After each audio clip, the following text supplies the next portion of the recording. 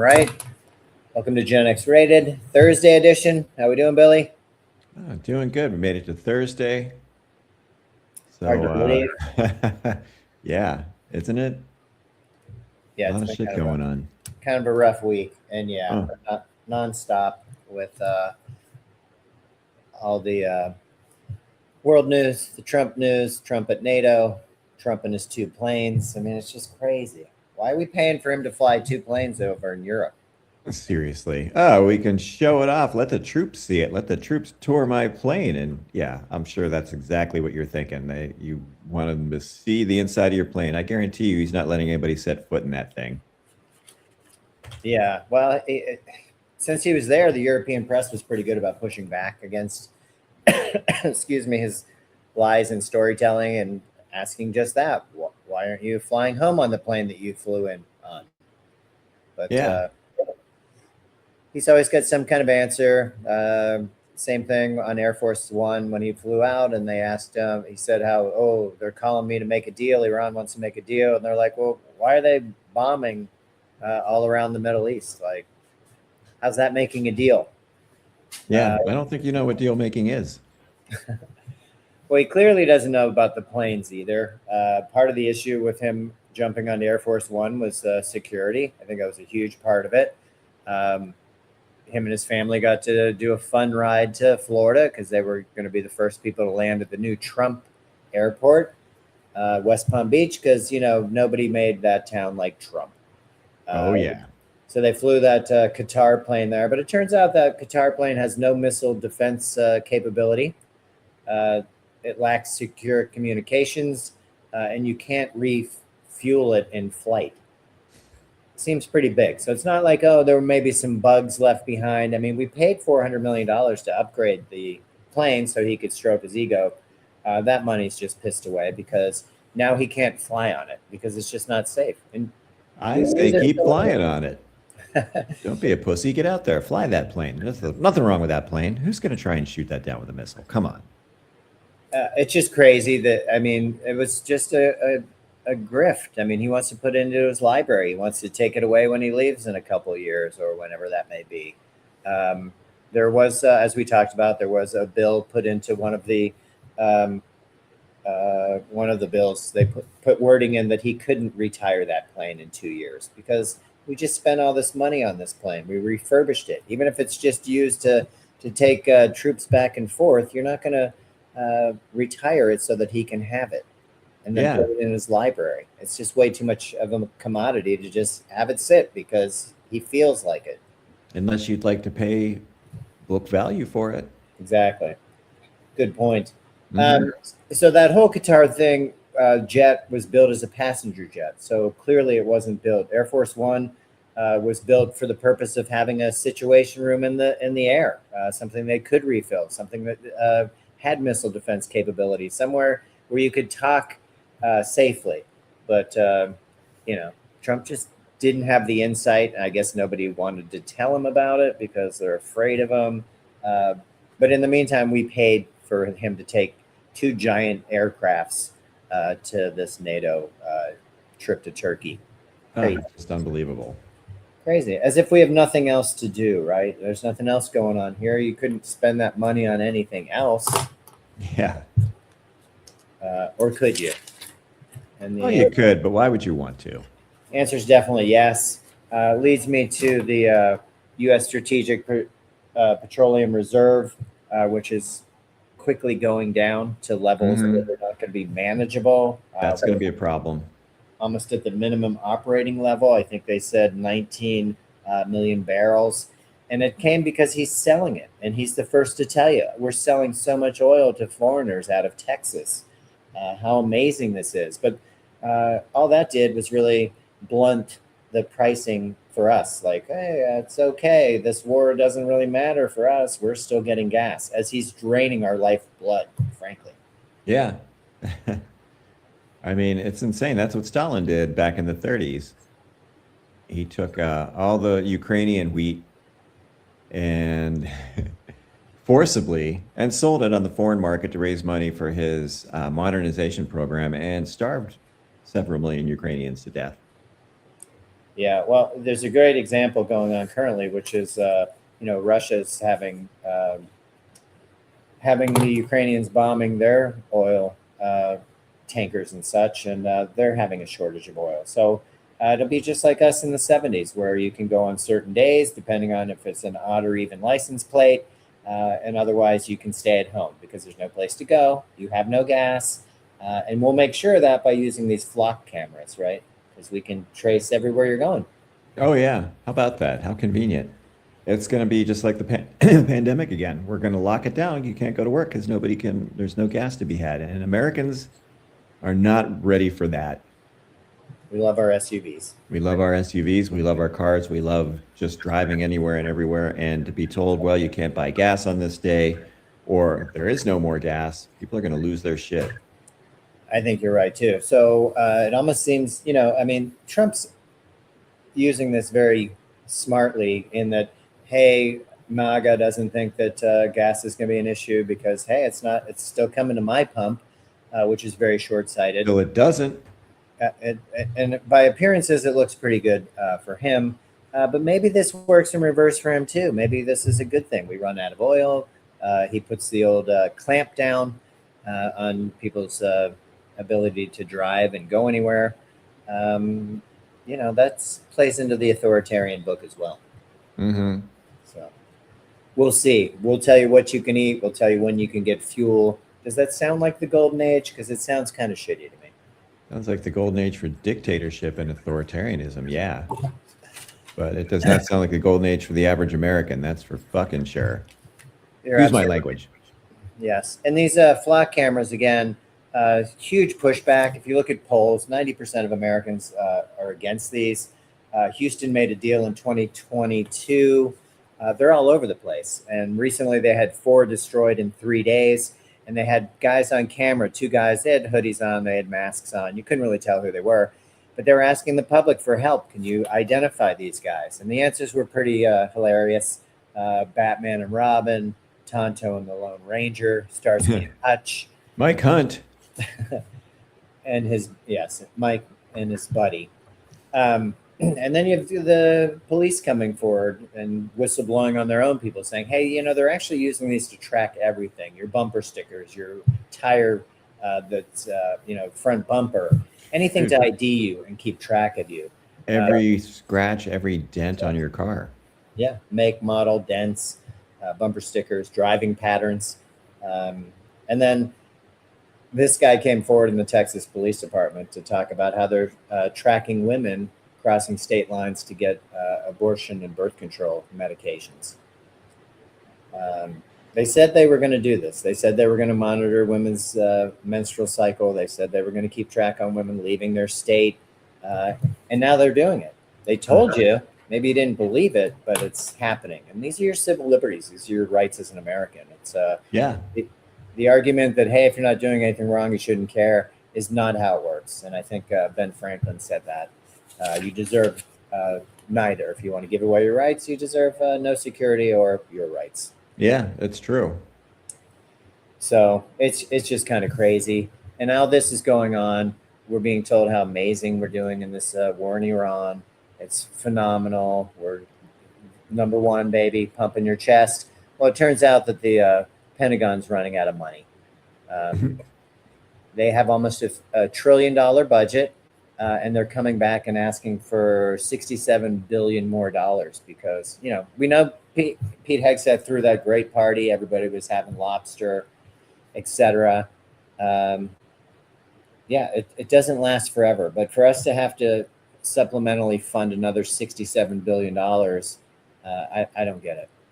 Where are we getting this money from? And for what? I don't know. I say we make Trump pay for it. He's made several $1 billion through all of his grifting this year. So let's send him the bill. Well, Eric did lose $600 million of the family fortune. They broke that to Trump pretty quietly. But Eric's a bonehead. And that's why he's so rah-rah now, because he's got to really get back in daddy's favor and talk about how amazing he is as a leader and how he won 3 elections. And it's just distraction and nonsense. Both those guys are idiots. Yeah. Well, the one's too busy at the Charlie Kirk trial against Tyler Robinson, which is really falling apart. They just have very little evidence. They can't keep their story right, and it just sounds ridiculous. And I think the legal system, even where they are, it's a firing squad in Utah, and they want to put this kid to death for doing what? I mean, it's just not. There's just no evidence there that this kid did it. Oh, they talked to the roommate, and he said, "Oh, I shouldn't have done that." Well, who knows what he was saying? And then they won't allow the court to hear the interrogation of the roommate because they led that person in a lot of the questioning, and it just wouldn't stand up in court. So just don't show it. I don't think. I mean, go ahead. how do you get away with not letting them see it? Well, this is the preliminary, and again, like your point about discovery, you have to. There's just nothing there, so they're just, I think Erica Kirk left today a little early and a little upset. They're doing a terrible job, and They're terrible people. And this shouldn't work in a court of law. So we're going to see. It's a pretty good test to see how our judicial system's working. It's really our last hope, as we keep saying. Yeah, it really is. We're up against it. And then with the Pentagon, they might start parking jets and turning off some of these exercises that they're doing because there's no funds. And I really don't think we should give another $67 billion for Trump to milk the market. War's on, war's off, war's on, war's off. Yeah. It's ridiculous. It is ridiculous. When are these people going to step up and say no? It's a really good question. And as that goes on, we're getting back into the authoritarian part of this where ICE is running rampant. This gentleman was murdered. They claim that he tried to run them over. They approached his vehicle. He had 3 guys in the back, one of them being his brother. They ran him off the road. That's Lorenzo Aranio. He's been in Houston for 35 years. He put helped 3 kids get through college. He's as American as you and I, it would appear. But he was shot to death. And his son saw it on Facebook Live, and he didn't see the person, but he heard the voice. He heard his dad on the ground pleading for help. Oh, my God. And he never made it. So pretty horrific. This is 6 months after both Alex Preddy and Renee Good were murdered. No other way to put it. They were murdered, yeah, by a bunch of thugs and goons. Yeah, and of course the feds aren't going to do anything except try and clamp down on it. But I do hear that the state is trying to at least get some kind of investigation into this. This is not how America lives. This isn't how we should be treated as citizens. She was leaving, as was the gentleman, Lorenzo. So you just can't do what you feel like when you're taking away somebody's life. We do still have rules and laws in this country. I hope. Yeah. I mean, there need to be consequences. You just can't do that. And just the fact that they've been given just latitude to do whatever. I mean, they're bullying, they're beating, they're shooting people, concussing people, hospitalizing people. Well, yeah. And, now if you even send a strongly worded email to ICE complaining, you're going to be investigated. You saw that. The sheriff could come to your house. Mm-hmm. Yeah. I mean, what the fuck? What kind of democracy is this? How have we let this get like this? This is not what democracy looks like. No, it sure isn't. And those guys in the Lorenzo case pulled up in a Pathfinder, no lights, no signage. If somebody pulls up to me that I don't know, I'm pretty concerned. I'm probably trying to get away. Yeah. But again, 35 years here as a home builder, people would say he'd be on his front porch listening to music, hanging out. Seemed like a really good gentleman, and now he's dead because we got to get the numbers up.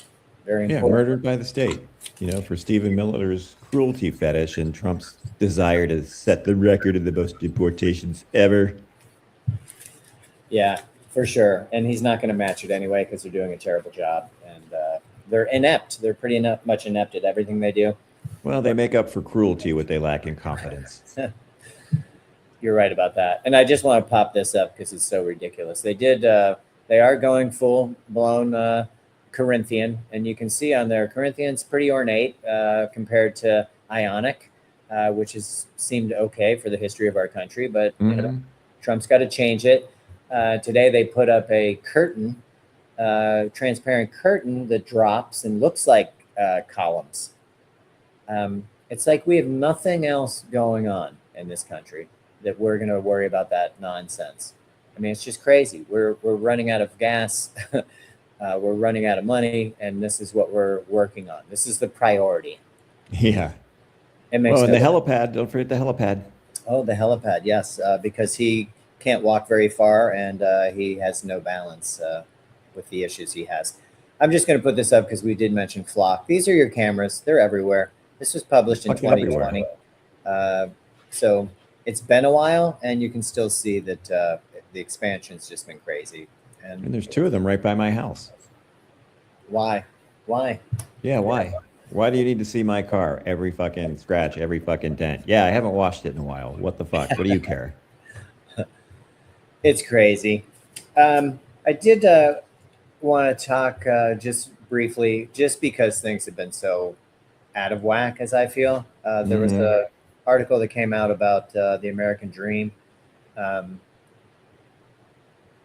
We put everything in categories of money now, right? So 75% of adults, actually 72% define the American dream and happiness as financial success. And that is a pretty good feeling to not have to worry about every nickel and dime. But does that necessarily bring happiness? Might bring comfort, might bring you some peace of mind. But I don't know that that's how you define it. 58% define it as owning a home. We talked about this. You got to be 40 years of age on average to be able to afford a home. There's a lot that goes into that. And I don't know that that necessarily is the American dream. It seems to be part of it. But 35% say that it means feeling part of a community. And this is something that we keep talking about. I mentioned the other day about my neighbor kind of noticing that I was a little bit off and just checking in. I wasn't taking my vitals by any means, but showing a little bit of care. It did improve my mood. I let the Trump stuff go and I moved on. And it felt worth it. But, you know, the sense of belonging is kind of essential to having a good life. And we seem to get away from that quite a bit. Oh, for sure. On average, a person 15 years or older spends an average of less than 35 minutes a day socializing or communicating with others during their leisure time. So I'm not saying at work. I'm sure people are talking at work because it's more fun than actually working. But in your leisure time, you're not choosing to really communicate with anybody. And maybe you're on your phone, maybe you're into streaming a series, whatever. But it's kind of detrimental to your growth and apparently your happiness. 75% of adults come together with close relationships twice a month or less. So you're not even really getting out there. 30% rarely or never talk with anybody through on the phone or even video calls. Just not interested. Again, you're kind of isolating yourself, and we're emphasizing material success above everything else, which can contribute to your decisions whether to spend time. Is it making me money? Maybe I'll pass. But health-wise, you're at a greater risk for heart disease, stroke, self-harm, because now I'm depressed and want to off myself.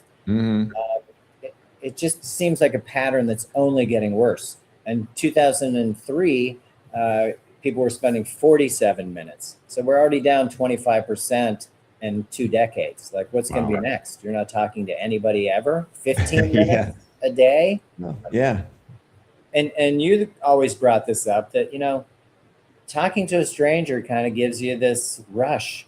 Even just saying, hey, great haircut. Love your hat. Yeah, looking good. Yeah, it makes a big difference. Try it. Give it a try. And we're in such a situation where you could be isolated just from all this news and wanting to pull the covers up. Yeah, easily. Very easily. So I feel like we're kind of missing what this was. Yeah, the picket fence, the house, the family seems like a good ideal for the American dream, but we've really just replaced that with money. I'm not happy unless I'm really rich. And look at the billionaires. I mean, country turned out a large number of millionaires last year, and now that even seems like that's not even worthy. Like we still need more. When we grew up, if you made $1 million, you were rich. Hmm. That was pretty impressive. Well done. And now it's like we just got to keep trying for more. Oh yeah, and I don't think those people are any happier. Well, you say the billionaires all the time. They have a problem. They just can't be happy, and that's why they do what they do. Hmm. Yeah, So, they don't know when to stop. They don't know when to dial it down. They don't know when to start giving things away because that'll make you feel better too.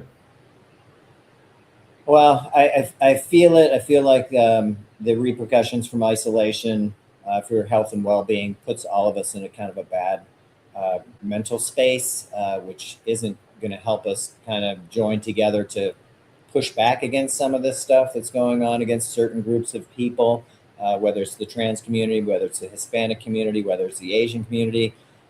Keeping us isolated and separated, uh, they win. And we Hmm. talked about this with the wolf and the townspeople. Like you're just not going to win in that demographic.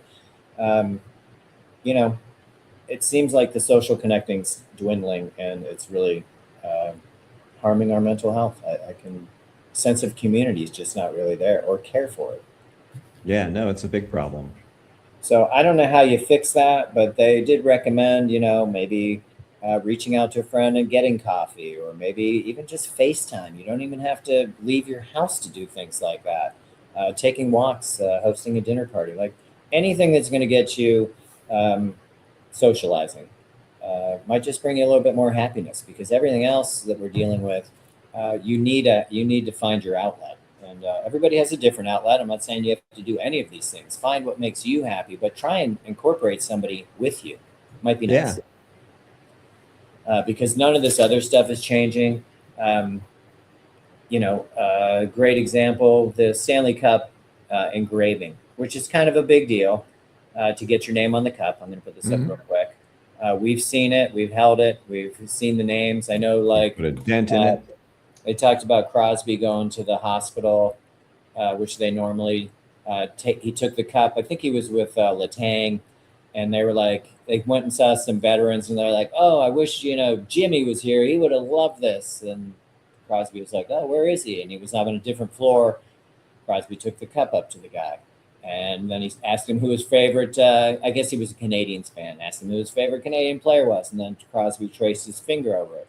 This thing's historic. It means a lot, and the whole reason I'm bringing this story up is because their owner decided to put not only his name but his whole family on the cup, including his kindergarten kid. They don't Uh, get to do that. No, I thought that was a pretty strict rule. You had to play in so many games in the finals, and that's well, fucking bullshit. here's your owner, Tom Dundon. People seem to like him, and that's great. But this seemed like a step too far. It Uh, really does. Are they going to let him get away with that, or is it already done? it's on there. So you get two full lines, or he took away two full lines of it to have his family and his kindergarten kid. You get limited space, as you know. Um, the Joel Nystrom played 38 games. He's not on the cup because kindergarten kids on the cup, right? I wonder if the trainers, the equipment staff, A lot of front office staff did not make the cup either, and you're absolutely right to ask that. And that's their lame. training staff, equipment staff, they're participating every day. Are you kidding me? Every day. They're there when nobody else is. They're there after the road trips unloading. They're at the rink first. Yeah, that is, you know what? That makes my blood boil. That is lame. That really is. It's pretty crappy. And people like this owner, but I think this was a bridge too far. And then, like, it's the entitlement. Yeah, you're a rich guy. You own this team. Now you're going to put the kindergarten kid. What did he do? What'd your wife do to help this team? Like, give me a break. Yeah. Uh, Um, Go how ahead. does the NHL let him get away with that? The rules are very clear. I don't know. Maybe they submitted the name and the engraver wasn't aware until after the fact. But there was a case where Basil Pocklington put his father's name on the cup. He was the owner for Edmonton Oilers. And when the NHL found out about it, it made him take his dad off because his dad had no affiliation with the team. Why you put Yeah. him on there? And they took him off. And I know space is limited. So to put five family members on there is just crazy. Oh, kindergartners, really? I know. Your wife? Get the fuck out of here. Big fan. Yeah, it just seems like he did disservice to some of the staff and the players that probably, they always vote a share. Maybe that guy who played 38 games will get something monetary, but Hmm. dude, would you trade $50,000 to be on the cup if you're a professional athlete? I think you would. Yeah, I mean that's what you work your whole life for. That's the hardest trophy to win, and yeah, that's a slap in the face. And 40 games. I don't know what the record was in the 38 games that he played, but he was a bigger part of it than the kindergartner, to say the least. Yeah, I think it's safe to say the kindergartner contributed nothing. Yeah, it's pretty crazy and offensive. I don't know what the league will do at this point. I think enough people were outraged. They can fix it, but we'll see if they do because nobody wants to mess with this well-to-do owner because, again, it's the money thing. We're not about the sense of community for Carolina and the guys that show up every day and show up at the rink that actually live there. It's more about this guy and how big his spending and pocketbook is. So really made me in hindsight wish that, well, I couldn't root for Vegas, but it kind of took some of the pleasure out of it to see Carolina win. I do like Brindamore. I do love Jordan Stahl, but this was shitty. And Stahl's way down at the bottom. I did see his name on it as captain, but like, what are we doing here? Ah, yeah, that's really shitty. Pretty crappy.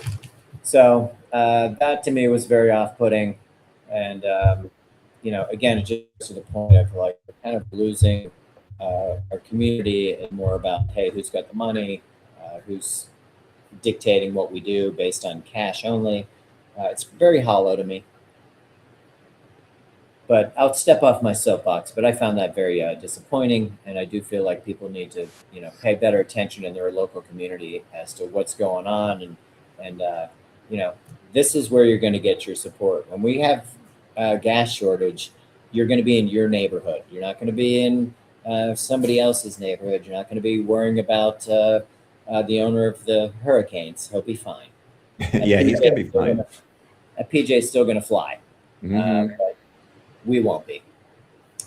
Yeah, don't worry. When we're rationing gas and you're only able to get it, on odd or even days, the billionaires will be just fine. Those rules won't apply to them. That's right. And we'll be happy for them because that's what it's all about.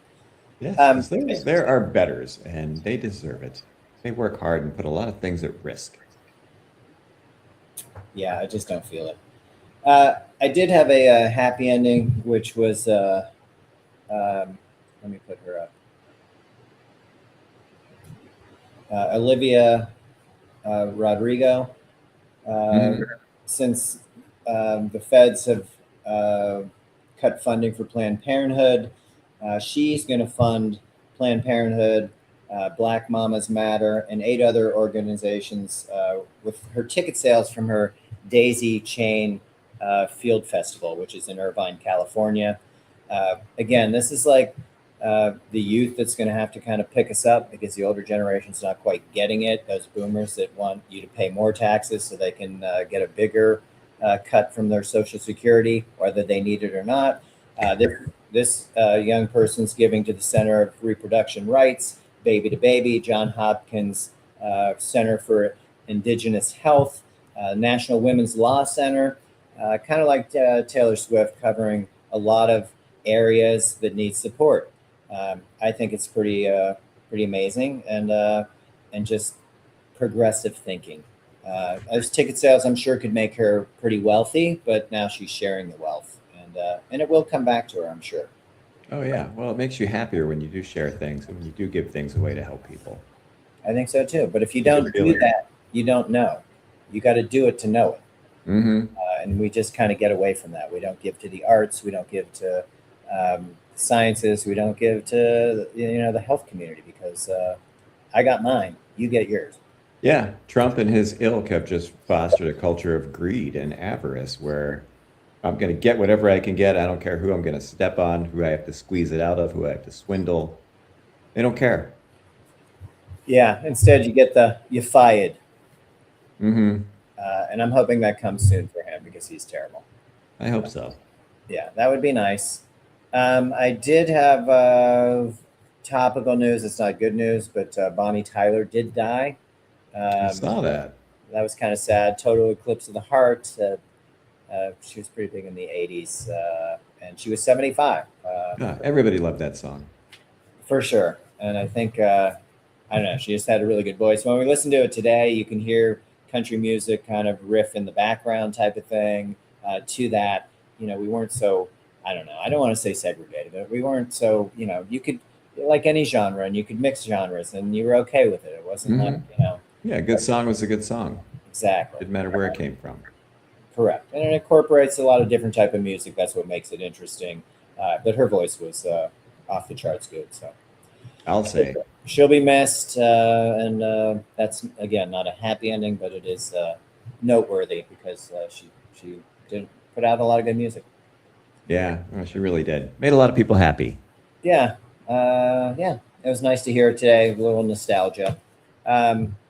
So I don't know if you had any happy endings. I know we're a little late today, so wrap it up. Well, yeah, I got nothing. But All right, hey, it's an ending. When's the Steeler training camp start? The 28th. 28th. So there you go. So yeah, we're getting there. 19 days away from that. Maybe the Pirates will make it through the All-Star break. I don't know. They blew another one with the bullpen today. I've never seen a team take out a starting pitcher who's literally throwing a perfect game because of the pitch count. He was at 77 pitches. Give me a break.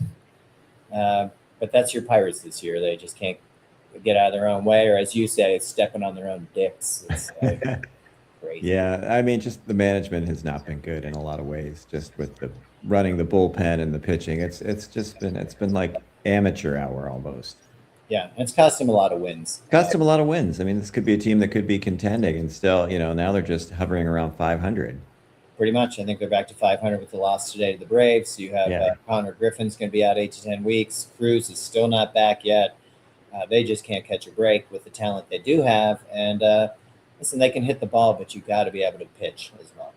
Mm-hmm. Well, and know when to go to the bullpen and know when to ride your starter. And and then, they were close again today, and they gave up a grand slam in the ninth.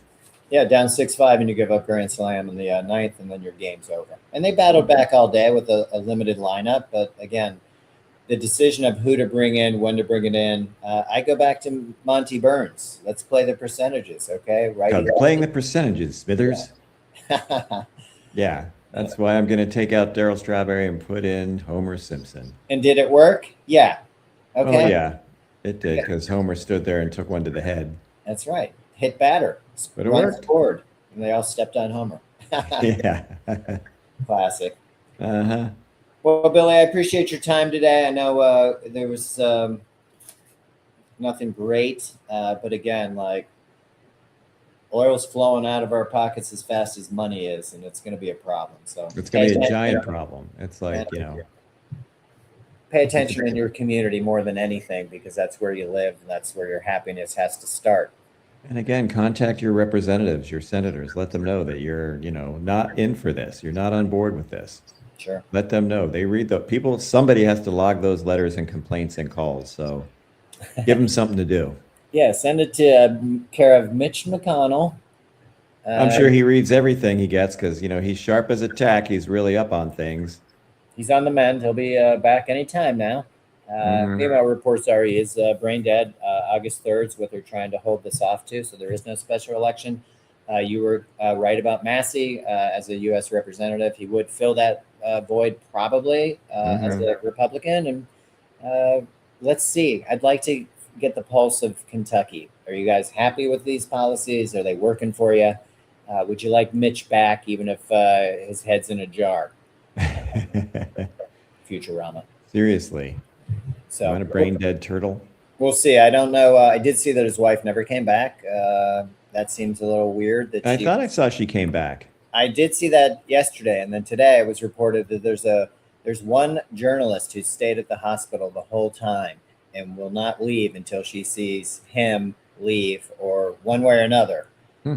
And she reported that his wife had not come back. I mean, wow, interesting. She's pretty high up. I mean, MTG came out and said she was a spy for China. I mean, would anything, surprise you? No, not at all. And you think Mitch was aware of it? What a loving relationship they probably had. Yeah, oh, I'm sure. And she was Secretary of Transportation under Trump the first time. So Yeah, how she about knows that? where the bodies are. She's got the information China might be interested in. And it's really not helping any of us as a nation. But we're seeing this every day, gaslighting and nonsense. So, Rampant corruption.